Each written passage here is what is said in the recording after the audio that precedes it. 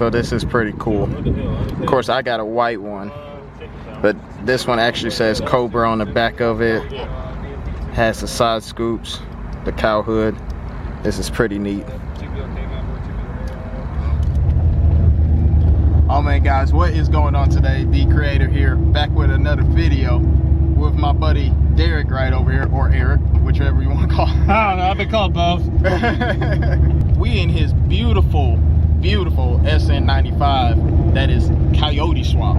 Is it a... It's 97. 97? Yes, sir. Okay. This car got a history, and it's kind of similar to my car, but I'm gonna let him tell you the story. It's kind of hard to wrap up 21 years of history in a couple of minutes here. Long story short, it's 97. My dad got it in 2000. I ended up getting the car from him in 2002, my senior year of high school. Now, this car was heavily used, abused, did a lot of stupid stuff with this car throughout the years. Started off crystal white as a 4.6 liter 2-valve. Drove it that way up until 2010 and ended up eventually 4-valve swapping the car.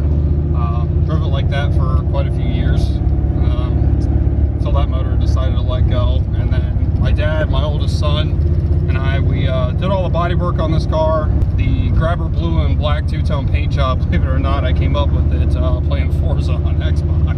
Really?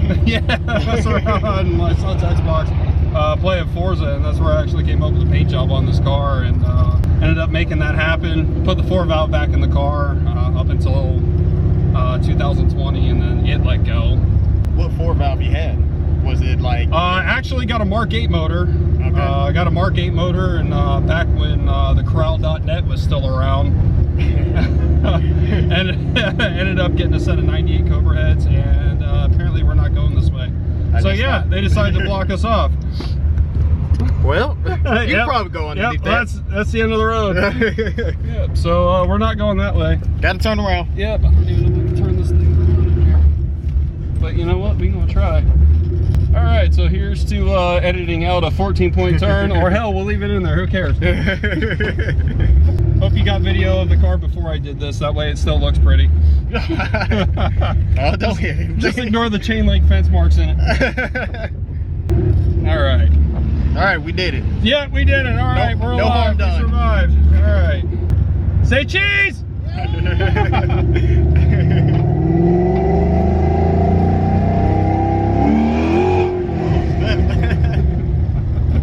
Up it goes. Yeah, apparently we're not going that way. All right. So anyway, I don't even remember where I left off. So I ended up talking about the 4-valve. Yeah, it was a Mark 8 motor. Got a set of 98 Cobra heads and 98 Cobra intake.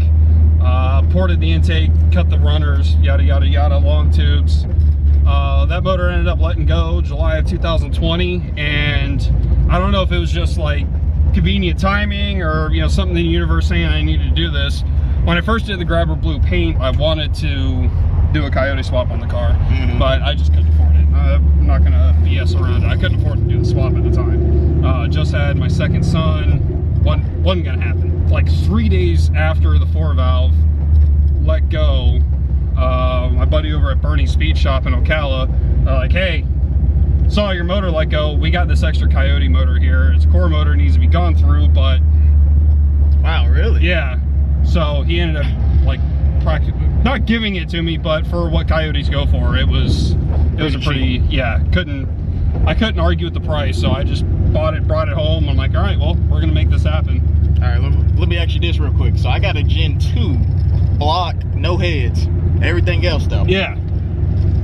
Needs cylinder number 8. I only got 5,000 miles on it, maybe 2,000 miles on it. Yeah. Should I pull the trigger on my Fox body with it? Or absolutely. Should I do push rod 5.0 because I have aftermarket heads? I just got the Explorer intake.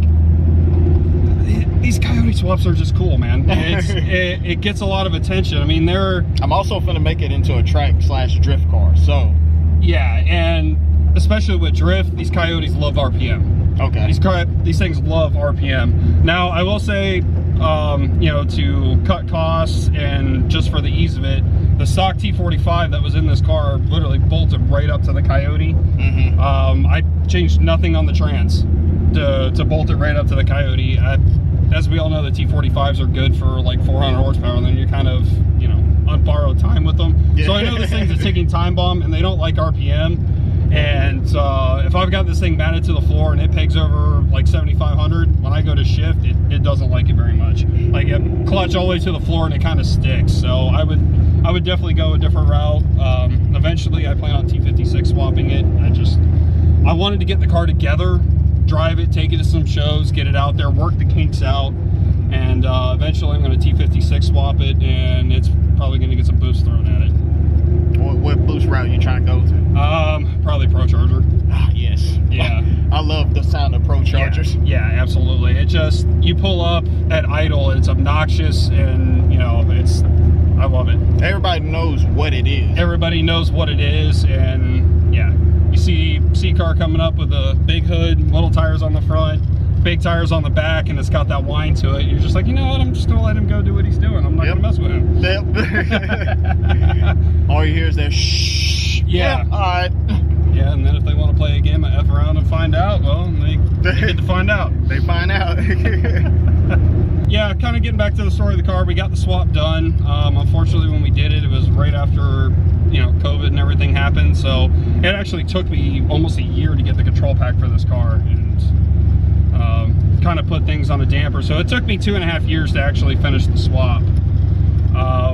I got pictures on, you know, all my socials of my dad and my oldest son sanding the car down, and then me and my youngest son, you know, I've got pictures of him sitting there bolting the headers up to the motor, and he was 7 at the time. Him and Mom took off and went to the beach. You know, they didn't want to sit out here in the parking lot, but normally he's at all these shows with me and follows me around to them. Unfortunately, December of last year, my dad had cirrhosis of the liver, and he passed before we actually finished this car. So the very first car show I took this to after I finished was one that I was hosting myself, so it was just as a display only. But the second show that I took it to was actually on his birthday, and the car won Best Modern. So that was an awesome, touching moment. I was about to say, I know that was very emotional. Yeah, that was awesome. And then came out here today, Mustangs at Daytona. I took home first place, 94 to 98 Mustang. So that's a big deal. There was some stiff competition out here, a lot of amazing cars, and you know, this isn't your local where you went to Cars and Coffee. This was, you know, this is a national level event, man. This is, you know, there was somebody that came out from Canada that came out here. Yeah, came from freaking Canada, and you know, I drove this car an hour and a half here. I'm like, man, that sucked. They drove all the way from freaking Canada. Like, holy crap, I can't even imagine driving from Canada here.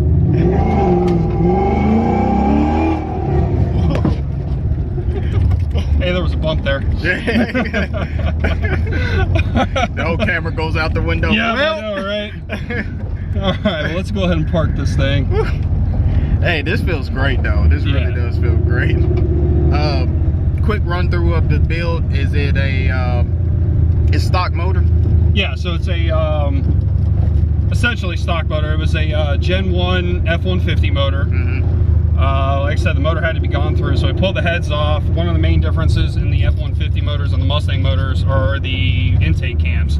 So since I had the motor apart anyway, went ahead and did the Mustang intake cams, BBK long tubes, and then a 2018 Gen 3 intake. And other than that, it's essentially the motor stock. Still up to the firewall is still the stock fuel system in the car. So the car luckily came return style, so that made it easier to do the swap. 240 pump in the back, Aeromotive fuel gate or fuel regulator, and then AN lines to the stock Gen 3 rail. And rear end? Rear end, it's still the stock 8.8 with 373 gears. And after this weekend, I'm jumping up to 410s because it just, first gear feels like it hangs on a little bit too long. So we're gonna step up to 410s and see how that does. I probably need to do that. I got 373s in mine too, but mine is automatic. So yeah, it's a good highway gear, but with this thing having as much RPM as it does, that 410 is gonna make it snap a little bit quicker. Well, thank you for recording this video. Oh yeah, absolutely, man. This has been fun. This is awesome. I love doing this. It was definitely, yes, like I said, beautiful car, very nice, sounds amazing. And I hope to see you next year. Oh, absolutely. As long as this thing's running, I'm here, man. Yeah. Thanks again. All right, man. If you want to check out his social media, I'll put it up right here. You just send me the link to your, or not link, but you send me your social media. I can do Facebook. That sounds like work. Well. All right, fine. You talk me into it. You got to do some work sometimes, man. Come on. It's too hot for that.